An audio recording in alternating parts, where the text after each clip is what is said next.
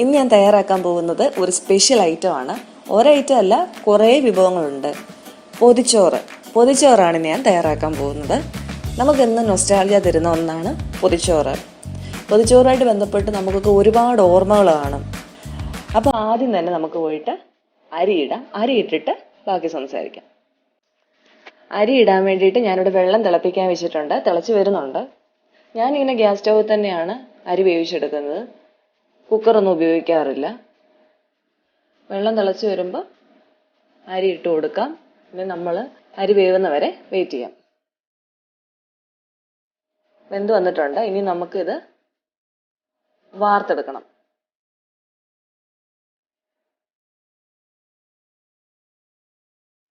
പൊതിച്ചോറിലെ ആദ്യത്തെ കൂട്ടാനാണ് തയ്യാറാക്കാൻ പോകുന്നത്. ഇതൊരു തോരനാണ്. പത്തനംതിട്ടക്കാരുടെ പൊതിച്ചോറാണ് ഞാൻ ചെയ്യാൻ പോകുന്നത്. കോട്ടയംകാരുടെ പൊതിച്ചോറുമായിട്ട് ഇത് വലിയ വ്യത്യാസമൊന്നുമില്ല. ഏകദേശമൊക്കെ ഒരുപോലൊക്കെ തന്നെയാണ്. അപ്പോൾ ആദ്യത്തെ ഐറ്റം ഒരു തോരനാണ്. പൊതിച്ചോറ് സാധാരണ അച്ചിങ്ങാപ്പയറാണ് തോരനായിട്ട് വെക്കാറുള്ളത്. പക്ഷെ എനിക്ക് അച്ചിങ്ങാപ്പയർ കിട്ടിയില്ല. അതുകൊണ്ട് ഞാൻ ബീൻസ് ആണ് എടുത്തിരിക്കുന്നത്.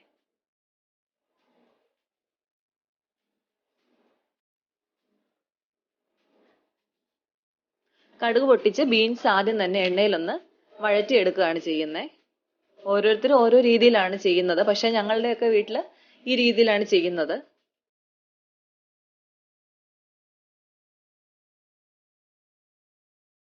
ഇനി ഇതിലോട്ട് അരപ്പ് ചേർത്ത് കൊടുക്കണം. ബീൻസിലോട്ടുള്ള അരപ്പ് സാധാരണ നമ്മൾ മിക്സിയിൽ അരയ്ക്കാറില്ല. ഞാനിവിടെ അത് കൈകൊണ്ട് ഒതുക്കി എടുത്തിരിക്കുകയാണ് ചെയ്യുന്നത്. തേങ്ങ, ഉള്ളി, കറിവേപ്പില, ഇഞ്ചി, മഞ്ഞൾപ്പൊടി ഇത്രയും ചേർത്ത് കൈകൊണ്ട് നന്നായിട്ട് ഞെരടി ചേർത്തിട്ടേ ഉള്ളൂ. ഇതൊരു 1/4 കപ്പ് വെള്ളം ഒഴിച്ചു വെച്ച് നമുക്ക് വേവിച്ചെടുക്കാം.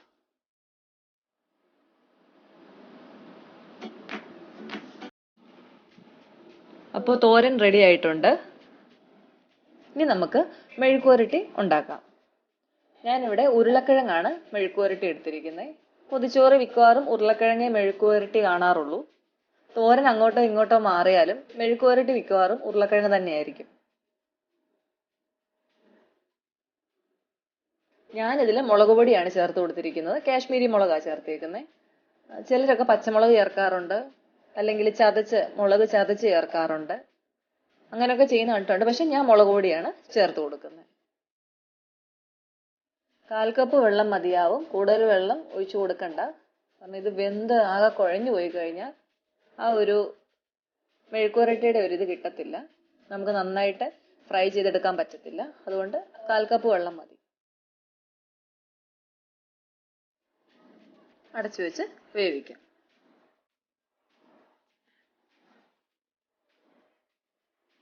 ഉരുളക്കിഴങ്ങ് വെന്ത് കിട്ടിയിട്ടുണ്ട്. ഇനി ഇതിന്റെ ചൂടൊന്ന് മാറിയതിന് ശേഷം നമുക്കിത് എണ്ണയിലിട്ടെടുക്കാം. മെഴുക്ക് പുരട്ടി എടുക്കാനായിട്ട് എണ്ണ വെച്ച് കൊടുത്തിട്ടുണ്ട്.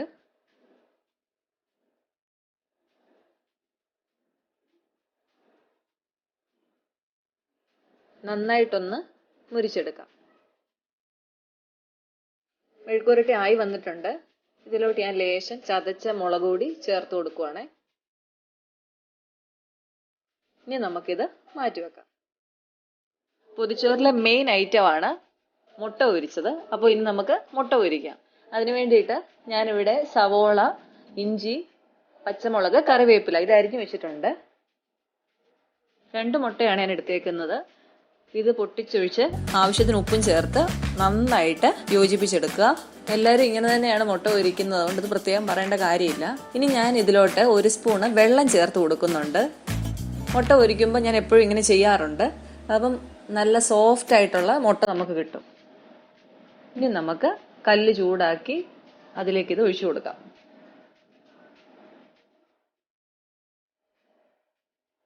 മുട്ട പൊരിച്ചതായിട്ടുണ്ട്. നമുക്കിനി ഇതൊരു പ്ലേറ്റിലോട്ട് മാറ്റാം. ഇനി നമുക്ക് മീൻ വറുത്തെടുക്കണം. അതിനു വേണ്ടിയിട്ട് ആദ്യമായിട്ട് മസാല ഉണ്ടാക്കാം. ഇത് ഞാനിപ്പോൾ കാശ്മീരി മുളക് പൊടി ഇട്ട് കൊടുത്തിട്ടുണ്ട്. 1 സ്പൂൺ മതി. അതിലോട്ടൊരു 1/4 സ്പൂണ് മഞ്ഞൾപ്പൊടി, ഒരു ലേശം ഉലുവാപ്പൊടി, ആവശ്യത്തിന് ഉപ്പും ചേർത്ത് നമുക്ക് ഈ മസാല റെഡിയാക്കാം. ഞാൻ സിമ്പിളായിട്ടുള്ള ഒരു ഫ്രൈ ആണ് കാണിക്കുന്നത്. നിങ്ങൾക്ക് വേണമെങ്കിൽ വെളുത്തുള്ളി ഇഞ്ചി അരച്ചതൊക്കെ ചേർക്കാം. പക്ഷെ അതിൻ്റെ ഒന്നും ആവശ്യമില്ല. നമ്മളിപ്പം സിമ്പിളായിട്ട് ആണ് ചെയ്യുന്നത്. പൊതിച്ചോറിലോട്ടായപ്പം ഈ മസാലകൾ മാത്രം മതി. ഇതിലേക്ക് ഒരു ചെറിയ കഷ്ണം നാരങ്ങ കൂടി പിഴിഞ്ഞ് ചേർക്കുന്നുണ്ട്.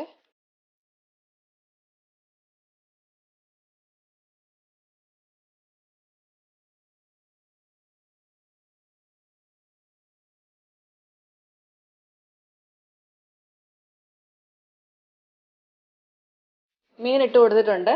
നന്നായിട്ട് മസാലയെല്ലാം മീനിൽ തേച്ച് പിടിപ്പിക്കണം. ഇതൊരു 10 മിനിറ്റ് വെച്ചതിന് ശേഷം വറക്കാം.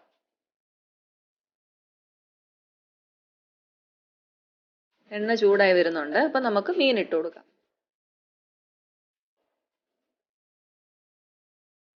മീനായിട്ടുണ്ട്. നമുക്കിത് മാറ്റാം. ഇനി ഞാനൊരു സമ്മന്തി അരയ്ക്കാൻ പോവാണ്. തേങ്ങാ സമ്മന്തി. ഇതിനു വേണ്ടിയിട്ട് തേങ്ങ, ഉള്ളി, പുളി, കറിവേപ്പില, ഇഞ്ചി ഇത്രയും എടുത്തു വെച്ചിട്ടുണ്ട്. ഇതെല്ലാം കൂടി മിക്സിയുടെ ജാറിലോട്ട് ഇട്ട് കൊടുക്കാം. അമ്മിക്കല്ലൊന്നും ഇല്ലല്ലോ നമുക്ക് അരയ്ക്കാൻ. അതുകൊണ്ട് നമ്മൾ മിക്സിയിൽ തന്നെയാണ് ഇതൊക്കെ ചെയ്യുന്നത്. ഇതിലോട്ട് 1 സ്പൂൺ കാശ്മീരി മുളക് പൊടി ചേർത്ത് കൊടുക്കാം. ആവശ്യത്തിനുള്ള ഉപ്പ്, ലേശം വെള്ളം ഇത്രയും ചേർത്ത് നമുക്കൊന്ന് അരച്ചെടുക്കാം. നമ്മുടെ അടിപൊളിയായിട്ടുള്ള സമ്മന്തിയും റെഡി ആയിട്ടുണ്ട്. ഇനി തയ്യാറാക്കാൻ പോകുന്നത് ഇഞ്ചിത്തൈരാണ്. ഒഴിച്ച് കഴിക്കാനായിട്ട് പൊതിച്ചോറിൽ ഈ പത്തനംതിട്ട സൈഡിൽ മോരോ അങ്ങനെയൊന്നും വെക്കാറില്ല. പക്ഷേ കോട്ടയം സൈഡിൽ ഏറ്റവും മുകൾഭാഗത്തായിട്ട് തൈര് വെക്കാറുണ്ട്, കട്ടത്തൈര്. അപ്പോൾ അതിന് പകരമായിട്ടാണ് ഞാൻ ഇഞ്ചിത്തൈര് ഉണ്ടാക്കുന്നത്.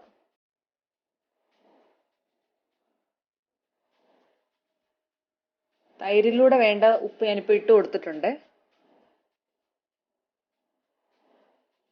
തൈര് ഇങ്ങനെ തന്നെ ചേർക്കണം, ഉടച്ച് ചേർക്കരുത്. ഉടച്ച് ചേർത്ത് കഴിഞ്ഞാൽ പിന്നെ അതൊരു മോര് പോലെ അങ്ങ് കിടക്കും. അതുകൊണ്ട് തൈര് നേരെ ഈ പാത്രത്തിലോട്ട് ഇതുപോലെ തന്നെ ചേർക്കണം. അതിനുശേഷം നമുക്ക് മിക്സ് ചെയ്യാം. അപ്പം നമ്മുടെ അടിപൊളിയായിട്ടുള്ള ഇഞ്ചിത്തൈരും റെഡി ആയിട്ടുണ്ട്. അങ്ങനെ ഫൈനലായിട്ടുള്ള ഐറ്റം നമ്മൾ തയ്യാറാക്കി കഴിഞ്ഞു. ഇനി നമുക്ക് ഇല വാട്ടിയെടുക്കാം.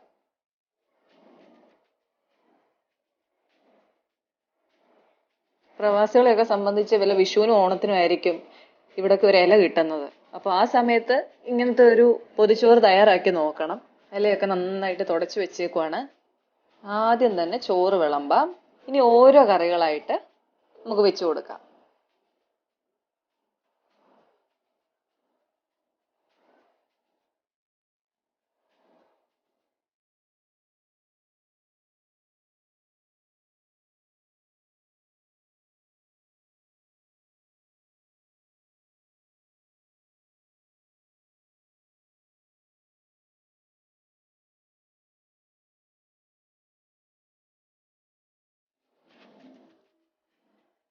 മാങ്ങ അച്ചാറാണ് വെച്ചു കൊടുക്കുന്നത്. ഞാൻ മാങ്ങ അച്ചാറിട്ട് കാണിക്കാൻ വേണ്ടി നോക്കിയിട്ട് മാങ്ങ കിട്ടിയില്ല. ലോക്ക്ഡൗൺ ഒക്കെ അല്ലേ. ഇത് ഞാൻ നാട്ടിൽ നിന്ന് കൊണ്ടുവന്ന മാങ്ങ അച്ചാറാണ്. ചമ്മന്തിപ്പൊടി 1 സ്പൂൺ വെച്ച് കൊടുക്കുന്നുണ്ട്. ഇത് നാട്ടിൽ നിന്ന് കൊണ്ടുവന്നാണ്.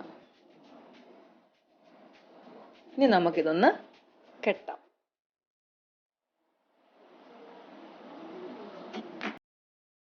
ഈ പൊതിച്ചോറ് കാണുമ്പോൾ തന്നെ നമുക്ക് കഴിക്കാനാണ് തോന്നുന്നത്. ഇങ്ങനെ നല്ല വൃത്തിയായിട്ട് കെട്ടിയെടുക്കാം.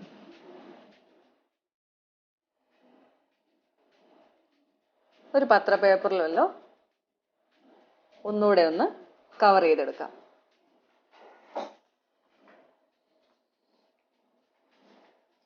അങ്ങനെ അടിപൊളിയായിട്ട് നമ്മുടെ പൊതിച്ചോറ് റെഡി ആയിട്ടുണ്ട്. ഇപ്പം 4-5 മണിക്കൂർ കഴിഞ്ഞിട്ടുണ്ട്. നമുക്കിനി ഈ പൊതി ഒന്ന് തുറക്കാം. മുമ്പ് ഞാൻ പറഞ്ഞ പോലെ തന്നെ ഈ ഇല അങ്ങോട്ട് തുറന്നപ്പോഴത്തേക്ക് ഭയങ്കരമായിട്ടുള്ള ഈ വാട്ടിയ വാഴയിലയുടെയും മുട്ടയുടെയും കറികളുടെ എല്ലാം കൂടിയുള്ള ഒരു നല്ല മണമാണ് വരുന്നത്. ഈ മണം ഇങ്ങനെ വരുമ്പോഴത്തേക്ക് ഇങ്ങനെ വർത്താനം പറഞ്ഞുകൊണ്ട് നിൽക്കാൻ പറ്റത്തില്ല. പെട്ടെന്ന് തന്നെ കഴിക്കാനായിട്ടാണ് തോന്നുന്നത്. അപ്പോൾ നിങ്ങൾ എല്ലാവരും ഇതൊന്ന് ട്രൈ ചെയ്ത് നോക്കിയിട്ട് കമൻറ്റ് ചെയ്യണം. അപ്പോൾ ഇന്നത്തെ റെസിപ്പി എല്ലാവർക്കും ഇഷ്ടമായെന്ന് വിചാരിക്കുന്നു. ഇഷ്ടമായെങ്കിൽ ലൈക്ക് ചെയ്യുക, കമൻറ്റ് ചെയ്യുക, ഷെയർ ചെയ്യുക. പിന്നെ നമ്മളുടെ ചാനൽ ആരെങ്കിലും സബ്സ്ക്രൈബ് ചെയ്തിട്ടില്ലെങ്കിൽ പ്ലീസ് സബ്സ്ക്രൈബ്. ഇനി ഒരു അടിപൊളി ഡിഷുമായിട്ട് നമുക്ക് കാണാം. Thanks for watching.